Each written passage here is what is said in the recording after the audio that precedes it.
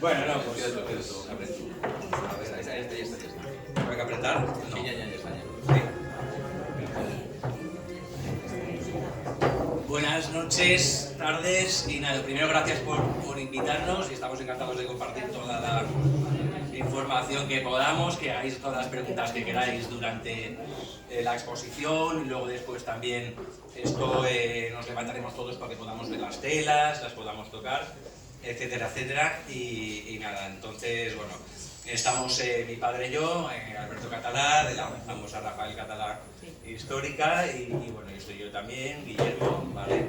Y entonces esto, vamos a hacer una exposición sobre los tipos de tejidos, ¿vale? Vamos a contextualizar un poquito en la historia y cómo evoluciona todo y a partir de ahí, de verdad, que cualquier duda que tengáis podéis levantar la mano y en el momento la podemos contestar y si no, pues al final podéis hacer también las preguntas que queráis y demás. Os iremos enseñando las telas a medida que vayamos pues contando un poco todo y de verdad que cualquier duda, por favor, encantados que para eso estamos hoy aquí y nada, lo haremos lo más divertido posible para que no sea esto algo aburrido, ¿vale? Esto y nada. Bien, queremos un poco empezar con un contexto histórico, ¿no?, de los tejidos, ¿no? Es breve, pero histórico.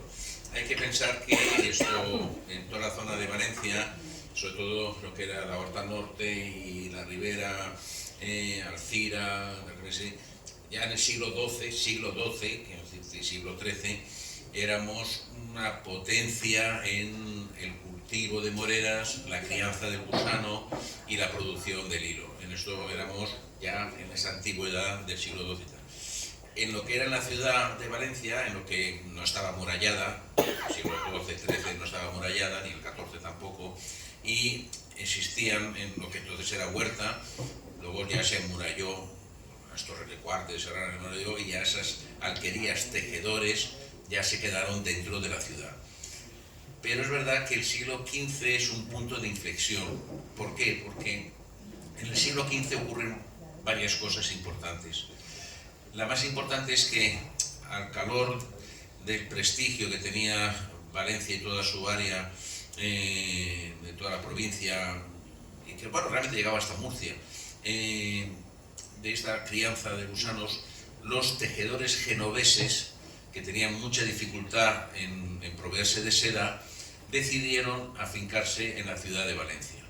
No estamos hablando de 5 fabricantes genoveses, ni 10 ni 15, estamos hablando de cientos. Entonces, en el siglo XIV vienen a Valencia, a instalarse a Valencia con sus telares y con su saber hacer y tal. Ahí es interesante saber, porque ahí viene el origen del barrio de los velluters. ¿Por qué? Porque ellos, el tejedor genovés básicamente era un tejedor de terciopelo. Y en italiano, terciopelo se dice velluto. Por lo tanto, de velluto pues pasó a vellut y de vellut a velluters, ¿no? Entonces, bien. Y también hay un hito importante en el siglo XV, que es en 1477, cuando se crea el Colegio del Arte Mayor de la Seda, ya que se crea el gremio de velluters. Por lo tanto, el siglo XV es muy importante. También tenemos el desarrollo del magnífico edificio de la Lonja. La Lonja es el primer edificio gótico de uso civil que se construye en Europa, como uso civil. Por tanto, es de una importancia enorme el siglo XV. Siglo XVI, XVII, XVIII sigue la ciudad de Valencia desarrollando una amplísima producción, pero es en el siglo XVIII, es el siglo de oro de la sedería valenciana. ¿Por qué? Porque la nueva dinastía de los Borbones, que se implanta en ese siglo XVIII, le da muchísima importancia a la suntuosidad y a los tejidos, y que realmente con el imperio español de Nápoles, Sicilia, etcétera, etcétera, pues realmente el tejedor sedero valenciano alcanza su máximo esplendor, y en la ciudad de Valencia, 1700 y pico del siglo XVIII, pensar que 30.000 personas estuvieran trabajando en el mundo de la seda, eso, bueno, ninguna ciudad, ni siquiera. La réplica está en Lyon, en Francia, pero bueno, Valencia era la referencia en el tejido. Bien, con este apunte histórico también quisiéramos un poco explicaros que también hay otro punto de inflexión en los tejidos que es importantísimo para todos nosotros, es también cuando a final del 18, pero realmente principios del 19, un ingeniero francés llamado Jean-Marie Jacquard revoluciona esta industria porque crea realmente el primer sistema informático de fichas. Él crea un sistema de que el boceto, el dibujo a tejer, lo trasplanta en una puesta en carta, que es un papel milímetro a milímetro, y cada milímetro es un hilo de la montura y un paso de la trama, y una máquina que lee los cartones perforados según esa carta. Es una revolución porque fijaros que hasta entonces cada telar tenía 3 operarios. Estaba el tejedor propiamente dicho, había un operario encima del telar moviendo los hilos de la montura y un señor leyendo el dibujo, diciendo sube el hilo cuarto, cierra la pasada, era como un director de esa orquesta, ¿no? Claro, con el invento de Jean-Marie Jacquard, la revolución industrial en Francia primero y luego en todo fue enorme, porque de cada 3 operarios solo quedaba uno, el tejedor. Pero fue una revolución tremenda. Puedo contaros una anécdota que me hace mucha gracia, y es que en 1811 era ya el auge de estos primeros telares, y claro, hubo unas revueltas importantes, y en una plaza que hay en el barrio sedero de Lyon, la Croix-Rouge, quemaron todos los telares que encontraron, todos los telares Jacquard que encontraron, los quemaron allí en la plaza.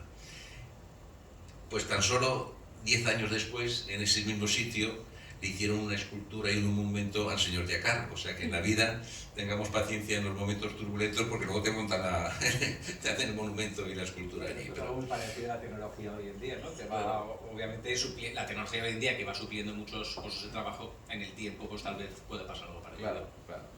Bien, y entramos en materia. Hay una cosa fundamental, que es que hay fábricas que solamente tienen telares de lizos, y luego los fabricantes que tenemos telares Jacquard. El telar de lizos es un telar que no tiene arriba ninguna máquina, o sea, tiene un cuerpo de lizos y solamente puede hacer tejidos lisos. O sea, por ejemplo, puede hacer este tejido de punto, puede hacer un raso, puede hacer y tal. Porque fijaros, con toda la riqueza que veis de tejidos, hay una cosa que es impresionante. Toda esta variedad de tejidos solo se consigue con 3 formas de atar: el hilo de urdimbre y el hilo de trama. Solo hay 3 formas, que es el raso, el tafetán y la sarga. Con esos 3 ligados hacemos todo el tipo de telas que queráis. No hay más. Es raso, tafetán y sarga. Si el telar es de lizo, podrán hacer rasos lisos, tafetanes lisos, sargas lisas.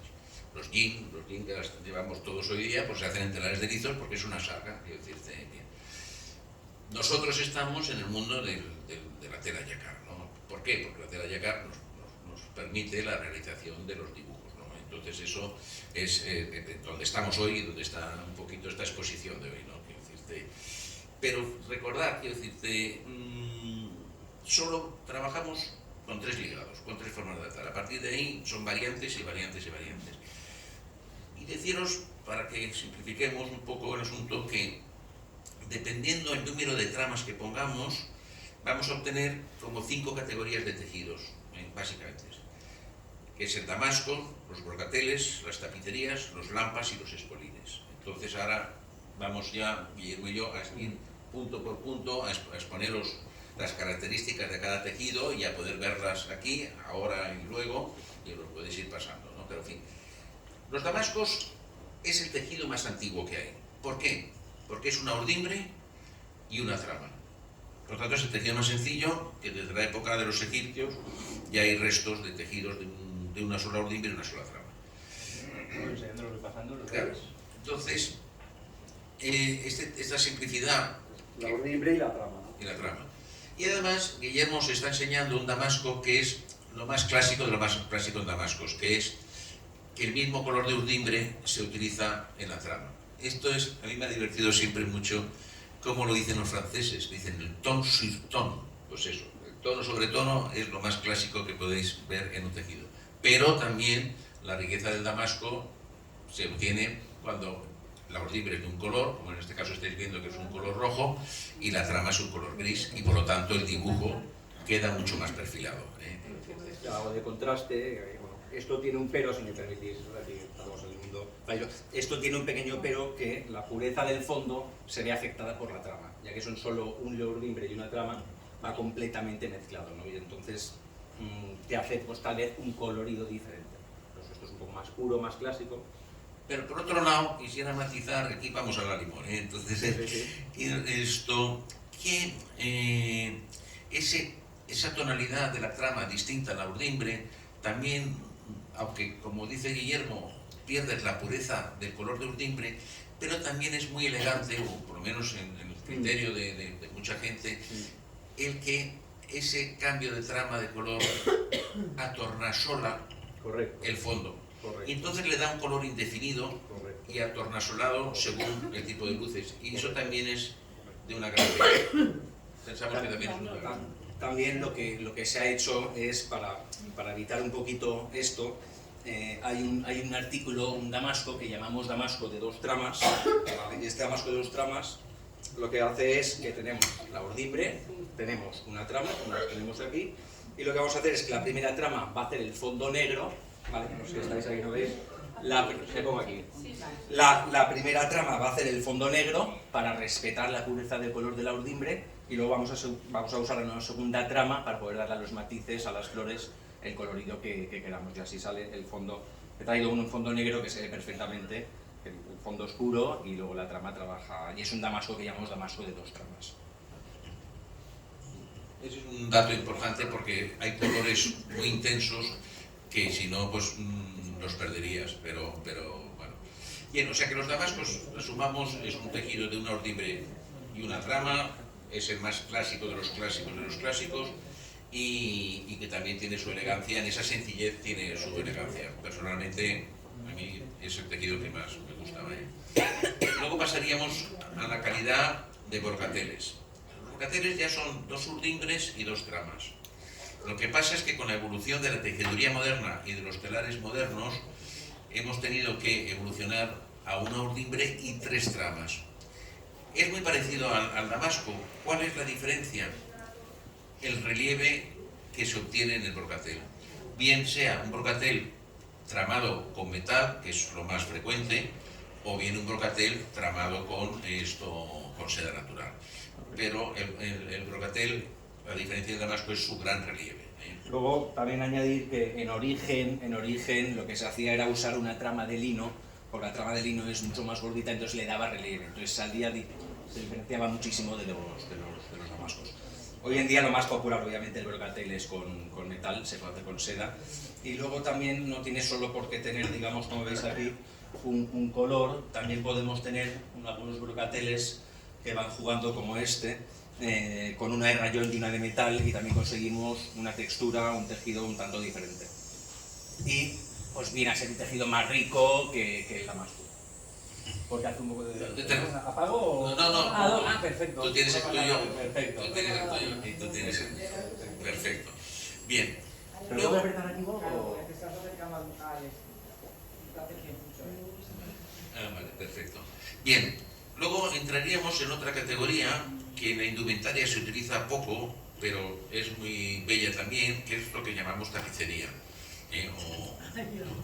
La tapicería es un tejido también de una sola urdimbre y trabaja con 3 o 4 tramas. Y una característica que le diferencia de otros tejidos es que es opaco, no se trabaja con brillos. Entonces, por ejemplo, ahora Guillermo os está enseñando en un mantón de cachemir, como veis que comparándolo con estas telas, como su brillo no lo tiene, y estás trabajando con 4 tramas. Correcto. Sí. Vale. No sea por el móvil o algo. Vale, perfecto. Bien, y ahora ya entramos en una categoría muy importante que son los lampas. Los lampas es un nombre afrancesado, pero es que fue en la zona de Lyon donde realmente comenzaron este tipo de calidades muy suntuosas y llenas de colorido y una expresión. Quiero decir, esto es puramente tejidos franceses. Si vamos a documentos antiguos en la zona de Inglaterra o la zona antigua de Austria, del Imperio, no existe esta explosión de color que los franceses y nosotros, y también los italianos, hemos obtenido año tras año, ¿no? Generación tras generación. El lampas, por ponernos un poco en situación, esto es un poquito la evolución del tejido, ¿no? Tenemos el damasco, que es un tejido muy sencillo, una urdimbre, una trama. Vamos al brocatel, que nos permite con más tramas tener ese relieve y esas texturas que dan un tejido, una estructura de tejido más rico al damasco. Y luego ya cuando saltamos al lampas ya damos un salto mucho más importante, y es cuando empieza a aparecer esa indumentaria, por supuesto en Francia, que coge mucha importancia y empieza a tener 3, 4 colores en los tejidos, ¿no? Y eso sigue evolucionando hasta hoy. A día de hoy podemos conseguir hasta 16 tejidos en un telar, 16 colores de trama en un telar mecánico, ¿no? Y entonces, para que veáis un poquito la diferencia, sí. Esto sería un lampas pues con 4 colores, por ejemplo. O sea, los lampas, digo, ¿qué es un lampas? Lampas es todo aquello que ya empieza a tener 4 colores hacia arriba. Son tejidos, digamos, que están súper, un tejido más rico que el brocatel, ¿no? Los puedes tener, lampas, disculpad, a 4 colores. Aquí tendremos unos 6 colores. Le incluimos en metal también, ¿vale? Y lo que conocemos todos mucho en Valencia con nuestras queridas fallas es el lampas o valenciana, que viene a ser el mismo tejido, que son estos tejidos ya con 12 colores, ¿vale? ¿El lampas siempre es ancho? Este es el ancho de los telares actuales de 1,40, que eso es algo también muy interesante porque también evoluciona con los tejidos. O sea, el telar Yacar es un telar que es de 54 centímetros de ancho, y es un telar de 54 centímetros de ancho porque es, al ser manual, el hombre de hombro de lado a lado tiene unos 54 centímetros aproximadamente. Entonces, para darle al telar, el telar tiene ese tamaño. Entonces, a medida que va evolucionando todo, los telares se va industrializando, se va mecanizando, se va automatizando los telares, aquello ya se va haciendo más ancho. En el mismo ancho de telar, 1 metro, ganas más tela, ¿no? Y entonces... Yo recuerdo, cuando era jovencito, en la fábrica de Paiporta, pues, que iba con mi padre, algunas cosas, los telares eran de 1,10 metros, de 110. Y de repente, a mi padre un día lo vi muy nervioso, muy enfadado, porque empezaron a llegar de Francia y de Italia 130. Para él le suponía una inversión muy importante de retirar los telares de 110 y pasarlos a los 130. Y a mí me tocó el mismo enfado cuando Italia empezó, igual que Francia, a marcar el 140 como un ancho estándar, ¿no? Entonces pero bueno, son evoluciones, como dice Guillermo.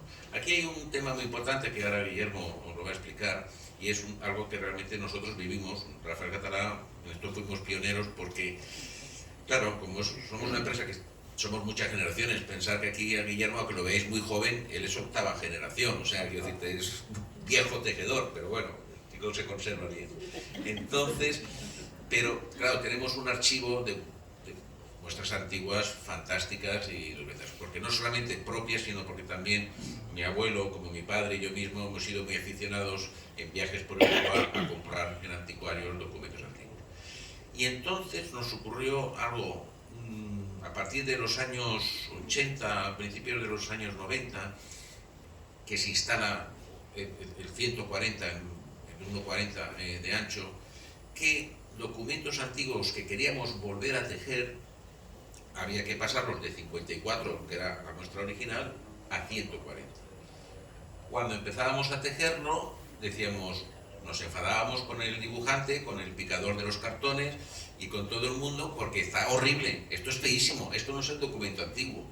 Y claro, decían, claro que no, es el documento antiguo, pero ha habido que darle una proporción para alcanzar los 70 centímetros y 70 centímetros 140. Esa ampliación destrozaba la gracia y la belleza de las muestras antiguas de 54 centímetros.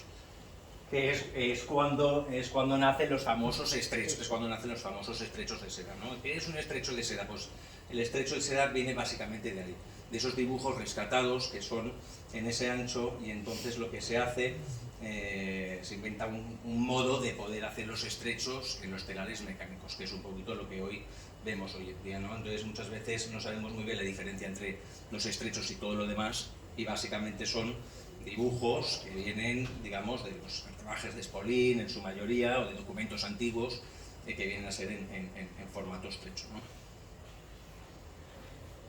Luego, si quieres, pues sigo un poco.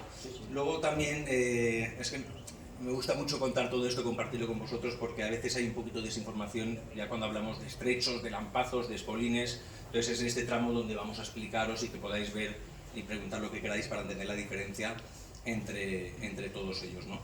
El estrecho, hemos explicado lo que es, y luego ya viene el siguiente, digamos, salto a lo que viene a ser el lampazo, ¿vale? Y entonces os preguntáis, ¿el lampazo qué diferencia tiene?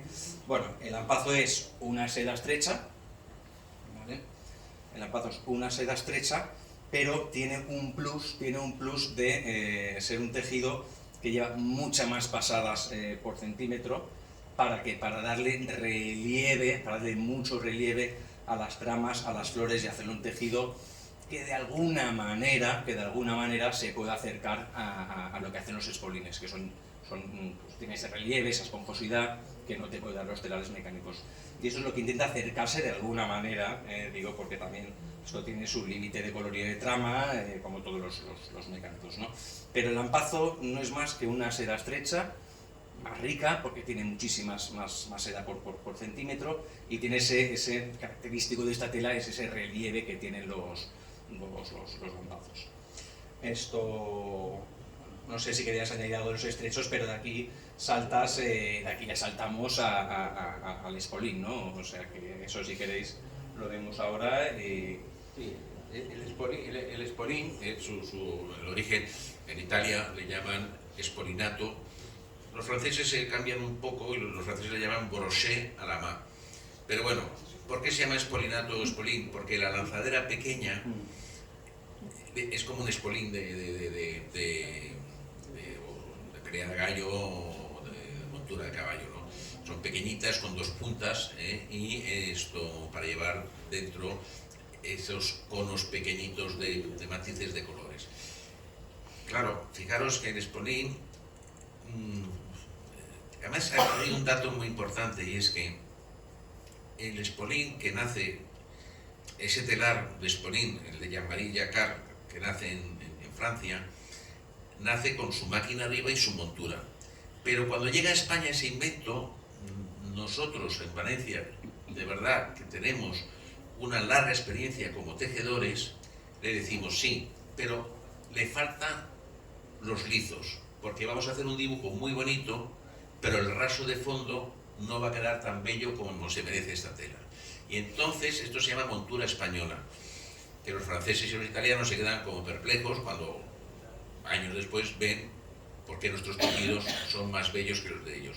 Porque nosotros tenemos la montura y luego tenemos los lizos para hacer el raso de fondo muy bello, ¿no? Claro, lo que cuenta Guillermo es el tejido por excelencia que solo se puede hacer a mano. Solo se puede hacer a mano porque tú con los espolines, con esas lanzaderas pequeñas, vas colocando. Fijaros que en estos tejidos de alta gama mecánicos estás hablando de 12, 14 colores, y aquí estás hablando de 55, de 60 colores. De lo que quieras. Lo que quieras, ¿no? Y colocados y tal. Esto hablaba con uno de vosotros hace poco, de que aunque haya dibujos como el Reina tan míticos, cada tejido de espolín está tan personalizado, con tantas variantes de colores, que son únicos. O sea, cuando viene alguien a encargar un espolín, aunque sea un dibujo Reina, Carpio, etcétera, etcétera, Beirats o lo que sea, es que ese va a ser único, porque una combinación de 50 y tantos colores y hasta 4 metales,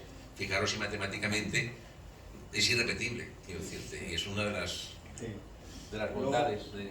Luego también la prueba del algodón, que digo yo, en el espolín, está aquí atrás. Aquí es donde vemos de verdad cómo se ha tejido la tela. Aquí vemos que el hilo está pasado exactamente por donde tiene que salir el matiz de color, ¿veis? No sé si se aprecia un poquito desde ahí, pero entonces aquí vemos exactamente que se ha tejido a mano, que se ha tejido exactamente en las flores. Y el mecánico, pues es todo lo contrario. El telar mecánico nos obliga que todas las tramas vayan de lado a lado, y entonces te obliga, en cada franja, que son las tramas, te obliga a que salga un número limitado de colores por trama. Pues no sé si aquí se aprecia un poquito, y esa es la gran diferencia que hay entre los espolines, y por lo que los espolines serán siempre superiores a cualquier tejido mecánico. Y una cosa, en cada trama, por ejemplo, por detrás se ve una que es azul. ¿Es porque cuántos colores puedes poner en cada trama? ¿Azul y alguno más? Bueno, hay un límite, siempre hay un límite. En lo normal, claro, tú puedes, en una trama tú puedes poner varios colores. Lo que pasa es que eso encarece muchísimo la producción del tejido, porque te obliga a hacer una cosa que llamamos retenciones en los telares, se te toca parar el telar y sacarlo por varias zonas, ¿no? Entonces tú como poder puedes sacar, de hecho los rampazos y estas sedas estrechas, que son tejidos ricos, probablemente tengan alguna zona, veis, aquí vemos que sí que salen varios colores en la misma franja, ¿no? Pero esto tiene un límite. Lo ideal en los tejidos es pues que acaba aquí el rosa y empieza el azul, ¿no? Pero siempre hay zonas que tienen retenciones y para darle más riqueza por ejemplo, al del colorido. rosa sí que veo que hay varios tonos de rosa, ¿no? O sea, eso sí que lo puedes poner. Sí, porque ese también tienes que entender que las telas son capas. Sí. Aquí hay varias capas, siempre el mecánico siempre con una limitación, pero tienes una capa que te hará la nobleza, tienes otra capa que te hará, digamos, el colorido, el verde, y entonces todo eso va saliendo, pero eso tiene siempre un límite. Pues este tejido tiene 12 colores, y entonces con los azules que salen aquí, pues siempre tiene que salir ahí el mismo colorido el colorido que pongas aquí, te va a salir aquí, te va a salir... Claro, el Spoli lo que tiene es que al ser manual, pues tú puedes poner el colorido que te guste. Dicho eso, las posibilidades que tiene un Spolin de ponerle mucho colorido, bueno, pues esto dificulta mucho el arte de colorearlo, porque tienes que conseguir un equilibrio, obviamente, cuando tú tienes la posibilidad de poder poner 50, 60 colores, como tienen los Spolines como el Real y el Beirad, y todos estos Spolines tienen 50, 60 colores. ¿Por qué? Porque aquí en cada flor hay 4 colores. Entonces hay 4 colores. Pero aquí tienes un centro, pero aquí abajo tienes otro. Y entonces, bueno, entonces te permite con la mano decir, oye, pues voy a poner este color, voy a poner este otro color. Y ya está. También es verdad que los Spolines tienen que ahora los veréis, os enseñaremos para que veáis la diferencia. Los Spolines tienen unos metales que son entrefinos, que nada tienen que ver con los mecánicos, pero es que no se pueden tejer los entrefinos en los telares mecánicos porque se romperían.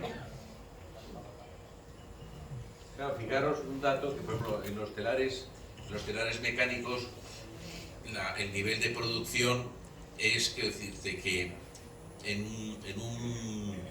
un minuto estamos introduciendo aproximadamente 4.000 metros de hilo de trama, o sea, más o menos, quiero decirte, es muy rápido verlo, ¿no? Y eso que estos tejidos llevan mucho tiempo, a lo mejor un lampazo en un turno de 8 horas solo hace 6 metros, quiero decirte, cuando en un damasco harías pues 16, ¿no? Quiero decirte, pero te vas a los Spolines y realmente en una jornada de 8 horas estás haciendo 20 centímetros. Bueno, 20 centímetros de lo sencillo. Este no sacas más de 8. Fijaros, no o sea, sacas más de 8. fijaros, exactamente. De centímetros es un... Sí, sí. No.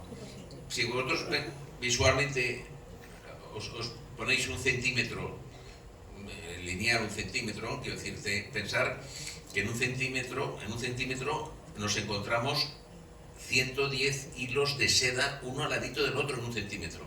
110 hilos. Por eso dentro de la tejedoría en la ordimbre hay un oficio muy bonito que es las atadoras. Que claro, cuando se acaba el color blanco y vas a atar el azul, tú tienes que casi 14.000 hilos que tiene la ordimbre en el ancho, uno a uno atarlos. Y ese oficio vas a haber recibido, pero es realmente junto con el urdir también tiene... Y cuando te vas a trama, tú te ubicas en un centímetro de trama y en estos tejidos espolín o de lampazo o de lampas, estás alcanzando 90 hilos de trama o 100 o 110. O sea, la complejidad que existe en la tejeduría de estos artículos es muy alta y muy amplia. Pero claro, la belleza, las explosiones de color que tienen son únicas. Y esto realmente es un arte de tejer que todo el mundo globalizado y occidental, solamente Francia, Italia y España lo mantienen. Y si estamos hablando en el tejer a mano, Francia ya lo ha perdido. Quedaba en Lyon una casa, se llama Le Maison de Canut, que ya cerró hace como 15 años. En Italia queda en la zona de Venecia y en la zona de Florencia 2 telares, 3, 4 telares, y queda Valencia, quiero decirte. Queda Valencia, obviamente, por el sector, por el mundo de las fallas, que somos los que compramos estas telas. Queda Valencia por la indumentaria y por las fallas, no por nada más, porque antiguamente, oye, pues para decorar, para cortinas, para un altar, bueno, pues lo que pasa es que todo eso ya pues es muy costoso, ¿no? O sea que entonces los espolines están muy ligados a nuestra indumentaria.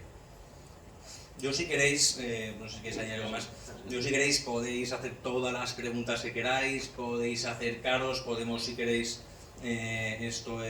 pues pasar los tejidos, bueno pues por favor que no os cortéis nada, seguro que alguna, o si queréis que pasen las telas, o venimos a verlas, lo que... Bueno, pues... ¿Alguien quiere hablar? Claro, bueno, sí, preguntas, si alguien tiene alguna pregunta de lo que sea, aunque sea... Yo una pregunta para saber ubicarlo. ¿Le suelen llamar, yo lo he oído, el tema de casulla? ¿Casulla a qué se acerca? Al espolín, ¿no? Claro, bueno, corrígeme si me equivoco, vamos a ver. El tejido de casulla, está muy ligado la indumentaria nuestra valenciana con la indumentaria litúrgica. Y eso es porque los tejidos de espolín, en su máximo esplendor, era para las casullas, o sea, que para el clero, y se hacía pues, unos tejidos muy impresionantes, porque la liturgia siempre ha sido muy importante en esto, porque para ellos es la orquestación divina en la tierra y demás, entonces tenía toda esa importancia. Y entonces, muchos de esos dibujos de casulla, que se hacían para casullas, llegan hasta nuestros días y los usamos para hacer telas de indumentaria.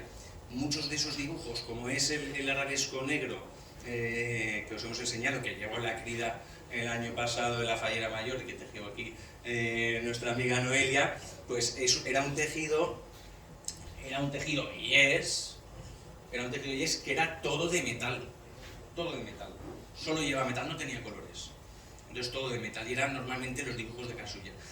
Con el tiempo, pues nosotros a esto le damos las posibilidades y le vamos añadiendo colorido, y a día de hoy lo que hemos hecho es convertirlo en un telar mecánico y demás. O sea que los dibujos de casulla, si no me equivoco, sí, es así. Viene de ahí. Me voy a acercar para que veas, porque es sobre todo en los brocateles cuando más se utiliza el tejido de casulla. Mira las espigas, que es el trigo, y mira las uvas, los ramillos de uva, que es el pino y el pan, ¿ves? El pino y el pan.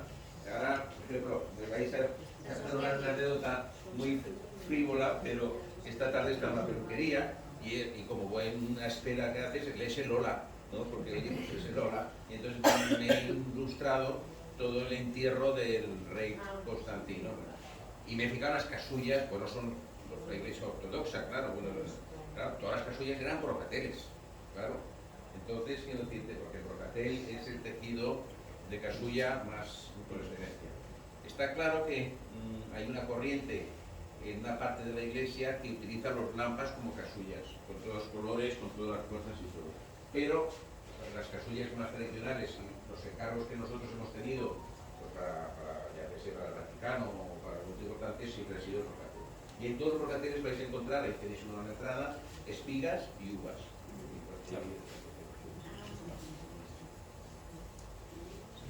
¿Más preguntas? Bueno, si no tenéis más preguntas, yo creo que se hacen cuando os acerquéis, si queréis acercaros con total libertad, porque quiero que podáis tocar los tejidos, que podáis verlos, y aquí también os podéis hacer las preguntas que queráis, y nada, muchas gracias por escucharnos.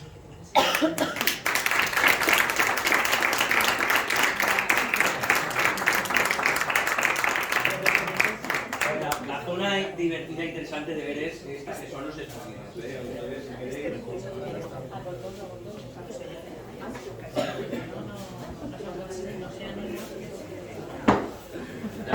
Duda, venga. Yo es que me pregunto